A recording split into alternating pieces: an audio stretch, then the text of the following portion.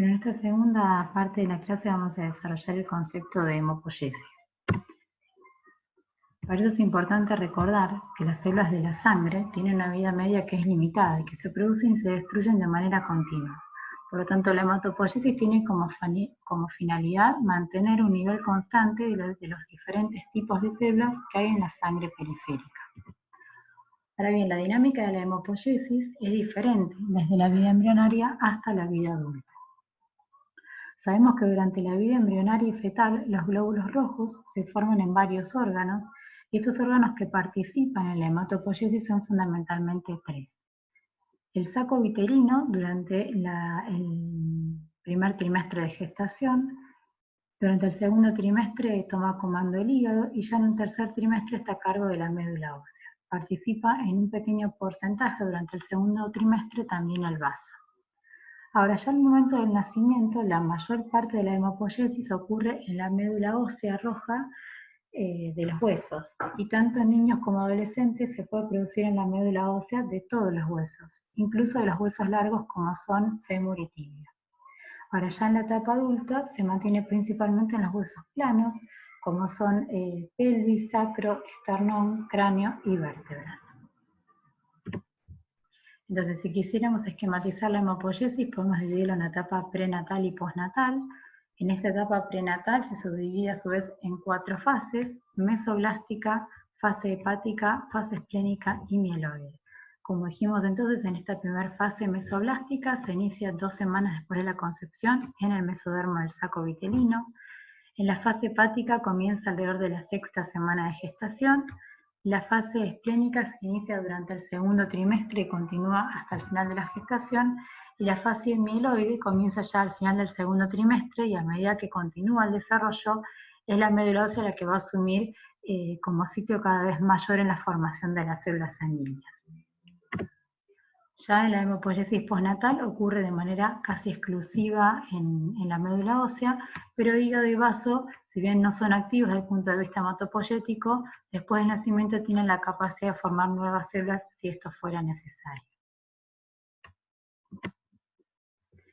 Ahora bien, como dijimos, no todas las médulas óseas de todos los huesos actúan como órganos hematopoyéticos, sino que ya a partir de la edad adulta esta se desplaza hacia los huesos planos, como son de vuelta vértebras, esternón, costillas y cráneo. Y esto es importante porque en el caso de ser necesario tomar una biopsia, se utiliza fundamentalmente esternón o cresta ilíaca.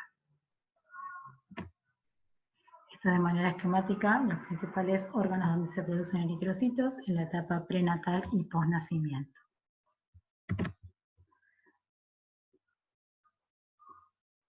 Ahora bien, como dijimos entonces, las células funcionales de la sangre tienen una vida media muy corta y son las que perdieron su capacidad de reproducción. Es por eso que hay un flujo continuo de células desde estos órganos hematopoyéticos hacia la sangre periférica. Ahora, para que esto se produzca, en la médula ósea hay células muy primitivas que se denominan células hematopoyéticas pluripotenciales. Estas células hematopoyéticas tienen 2 características que son fundamentales que les permiten mantener la hemopoiesis durante toda la vida del adulto. Por un lado, que son células capaces de automantener su población celular al reproducirse continuamente, y que por otro lado pueden diferenciarse hacia otro tipo celular, que son las llamadas células progenitoras comprometidas con una estirpe o un linaje celular. Estas células progenitoras, una vez que se comprometen, se van multiplicando y van desarrollando receptores para factores de crecimiento más específicas y dan, como dijimos entonces, lugar a las células precursoras de cada línea celular hematopoyéticas que se conocen morfológicamente como son los leucocitos, los megacariocitos y eritrocitos.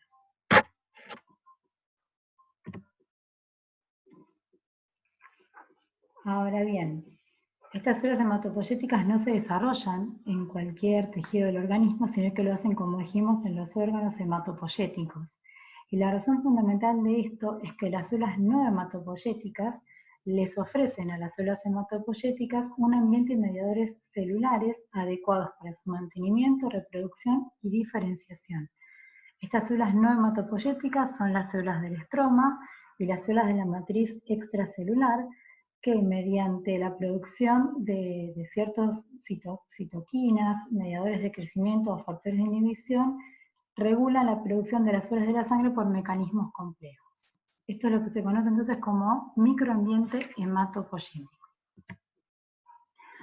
Ahora, si quisiéramos esquematizar en líneas generales cómo se produce la hematopoiesis, podríamos dividir a las poblaciones de células hematopoyéticas en 5 compartimentos consecutivos, cada uno de los cuales se origina en el que le precede, excepto el compartimento de las células pluripotenciales que corresponde al compartimento 1. O sea que partimos de un compartimento de células hematopoyéticas troncales pluripotenciales, que es el primer compartimento.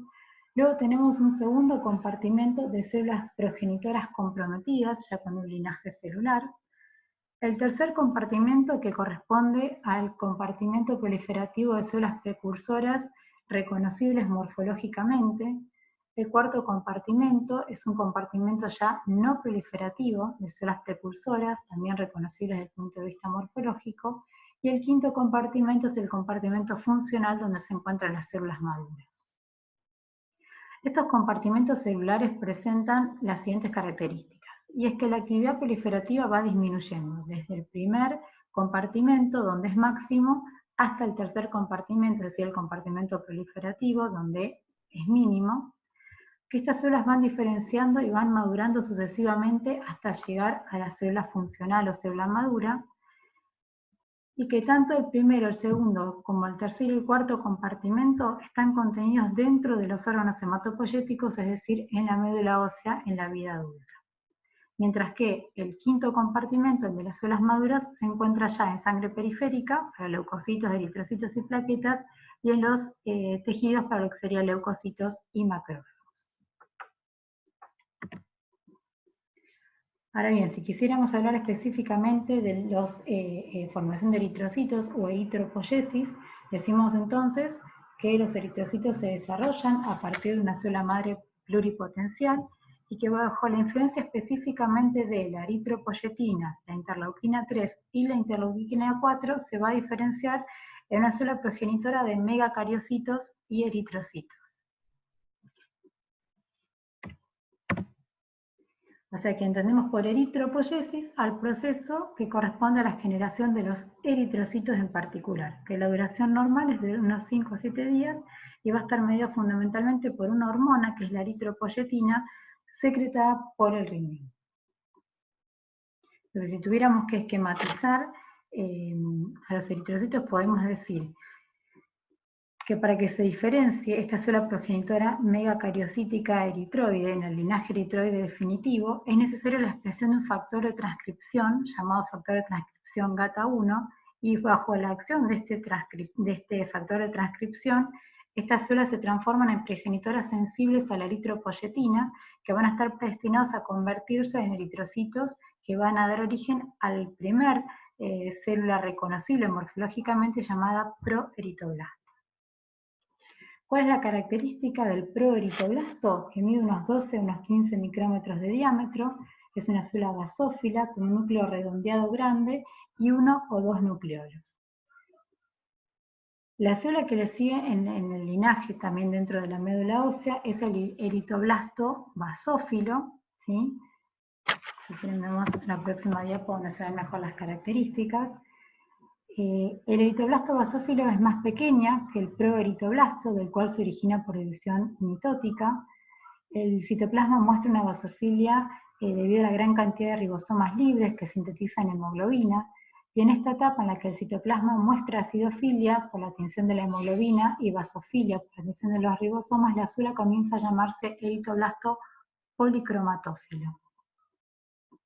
El eritoblasto policromatófilo tiene entonces un citoplasma que muestra tanto acidofilia como basofilia, de ahí su denominación, y ya su contenido de hemoglobina es muy elevado.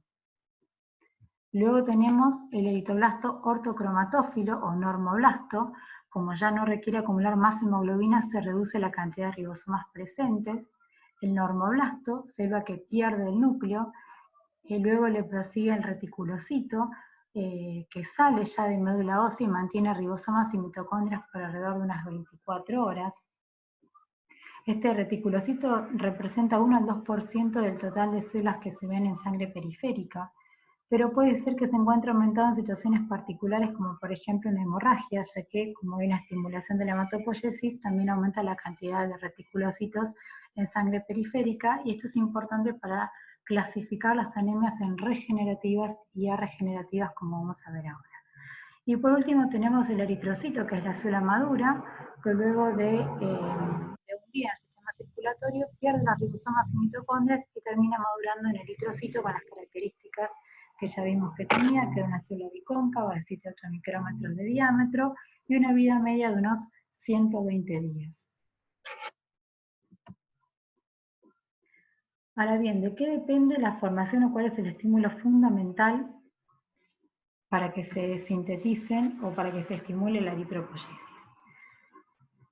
Sabemos que casi todos los eritrocitos se liberan en la circulación, ni bien se han formado. La médula ósea no es un sitio de almacenamiento de eritrocitos, y la formación y la liberación de estos eritrocitos va a estar regulado fundamentalmente por una hormona llamada eritropoyetina.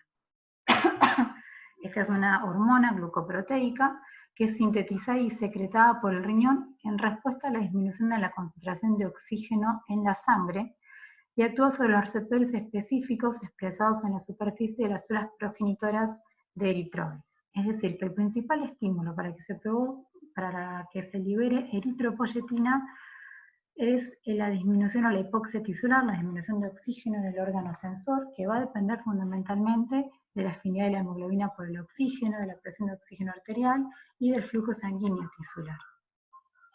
Cuando hay hipoxia, eso estimula la síntesis y secreción de la eritropoyetina. La concentración de la eritropoyetina plasmática va a depender obviamente de su volumen de distribución y de su vida media. Y esta eritropoyetina lo que induce es a la eritropoyesis. Y esta eritropoyesis, o sea, dependiendo de la magnitud de la eritropoyesis, va a depender el volumen de masa roja circulante. Como vimos en la primera parte de la clase, la relación entre el volumen plasmático y el volumen globular o masa roja circulante determina el hematocrito, es decir, la concentración de eritrocitos. Y según la concentración de eritrocitos, más específicamente la hemoglobina, va a depender del aporte de oxígeno al órgano sensor para que se libere o no eritropoyetina.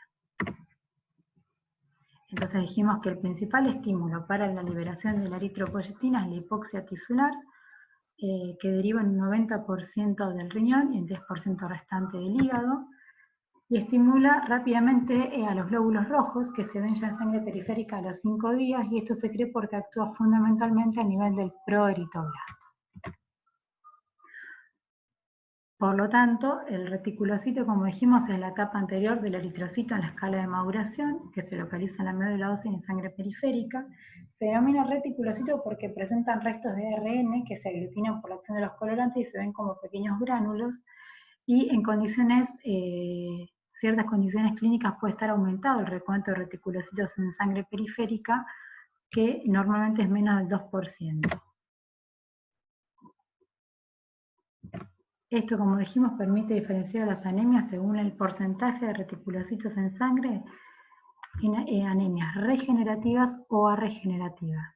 Aquellas anemias regenerativas son aquellas en las cuales la médula ósea es una médula ósea productiva y tiene la capacidad de sobreponerse a la pérdida de glóbulos rojos mediante el aumento de la eritropoyesis. Esto suele ocurrir en ciertas anemias hemolíticas o en caso de hemorragias. En el caso de las anemias arregenerativas, que también se las llama centrales porque el problema está a nivel del órgano hematopoyético, es decir, a nivel de la médula ósea, no, a pesar de que hay una disminución de la masa de glóbulos rojos circulantes, la médula ósea no es capaz de aumentar la producción de glóbulos rojos y por lo tanto tampoco hay aumento de reticulocitos en sangre, que como dijimos era un marcador de eritropoyesis. Y esto se produce en casos de una insuficiencia medular o en caso de deficiencia de factores necesarios para la maduración del glóbulo rojo, que como vamos a ver en la próxima clase son la vitamina B2, el ácido fólico, el hierro. En caso de que haya deficiencia de eritropoyetina, por ejemplo por una insuficiencia renal, o que haya afectación de la médula ósea, como en caso de alguna patología oncohematológica. Entonces, ¿cómo maduran los eritrocitos? Bueno, dependen de factores de la maduración, que como mencionamos recién, pueden ser el ácido fólico, la vitamina B12, el hierro, y el déficit de esta sustancia, folato B12, lo que va a provocar es una falla en la síntesis del ADN, y esto va a producir fallas en la maduración y la replicación. Por lo tanto, las células que se originan son células de mayor tamaño del normal, llamados macrocitos, con una membrana frágil, con una forma que es irregular, y eso los hace más frágil para ser degradados a nivel periférico. En estos casos donde hay deficiencia de estos factores de la maduración, hablamos de una eritropoyesis ineficaz, y que lo vamos a ver en la próxima clase cuando hablemos de los distintos tipos de anemia. Pero entonces, ¿qué entendemos por anemia y qué parámetro lo define? ¿Se acuerdan? En la primera parte de la clase hablamos de que la anemia estaba definida por una deficiencia de hemoglobina en la sangre, que puede estar causada por una disminución de los glóbulos rojos o por una disminución de la hemoglobina dentro del glóbulo rojo. Los valores normales de hemoglobina son en el hombre de 13 a 16 gramos por ciento, en la mujer de 12 a 15 gramos por ciento, y durante el embarazo la hemoglobina tiene como valor mínimo 11 gramos por ciento. Ahora, para caracterizar el tipo de anemia, lo que se utilizan son los índices hematimétricos. Los que utilizamos fundamentalmente son el volumen corpuscular medio y la hemoglobina corpuscular media. ¿Qué es el volumen corpuscular medio? Es el volumen promedio que tiene un glóbulo rojo, mientras que la hemoglobina corpuscular medio es el peso promedio de un glóbulo rojo. ¿Cómo se calcula? El volumen corpuscular medio se puede calcular multiplicando el hematocrito por 100 dividido a las dos primeras cifras iniciales del total de glóbulos rojos. Bien, el valor normal del volumen corpuscular medio es de 80 a 100 femtolitros, y según el valor esté aumentado, normal o disminuido, hablamos de anemias macrocíticas, cuando el volumen corpuscular es más de 100 femtolitros. Hablamos de una anemia normocítica, cuando el volumen corpuscular es de 80 a 100 femtolitros. Y hablamos de anemia microcítica, cuando el volumen corpuscular es menos de 80 femtolitros. ¿Cuáles son los ejemplos característicos de anemias macrocíticas? La deficiencia de vitamina B12 y ácido fólico. Y el ejemplo típico de la anemia microcítica es la anemia por déficit de hierro. Igual estos conceptos los vamos a reforzar cuando veamos en la próxima clase anemias por déficit de hierro, déficit de B12 y ácido fólico. Por otro lado tenemos la hemoglobina corpuscular media, que es el peso promedio que tiene un glóbulo rojo. ¿Cómo lo vamos a calcular? Multiplicando la concentración de la hemoglobina por 100 dividido las dos primeras cifras iniciales del recuento de glóbulos rojos. El valor normal es de 28 a 32 picogramos, y hablamos de una anemia hipocrómica cuando la hemoglobina corpuscular media es menor a 28 picogramos, normocrómica cuando es de 28 a 32 picogramos. En la práctica clínica obviamente no existe la hipercromía, lo ponemos como concepto, pero solamente hablamos de anemias hipocrómicas o normocrómicas. De vuelta, entonces, las anemias pueden ser, según el volumen corpuscular medio, macrocíticas, microcíticas o normocíticas. Según la concentración de hemoglobina corpuscular media, pueden ser hipocrómicas o normocrómicas, y según el porcentaje de reticulocitos en sangre periférica ya podemos hablar de anemias regenerativas o arregenerativas, o que es lo mismo, anemias centrales o periféricas. Y por último mencionamos el concepto de eritrosedimentación, que es un dato que se suele ver cuando se solicita un hemograma, que traduce la distancia en milímetros de caída de los eritrocitos en el tubo de ensayo en el periodo de 1 hora. Este valor va a estar influenciado por numerosos factores, pero el más importante es la edad, ¿sí? Y es directamente proporcional a la concentración plasmática de fibrinógeno y globulinas, e inversamente proporcional a la concentración de glóbulos rojos.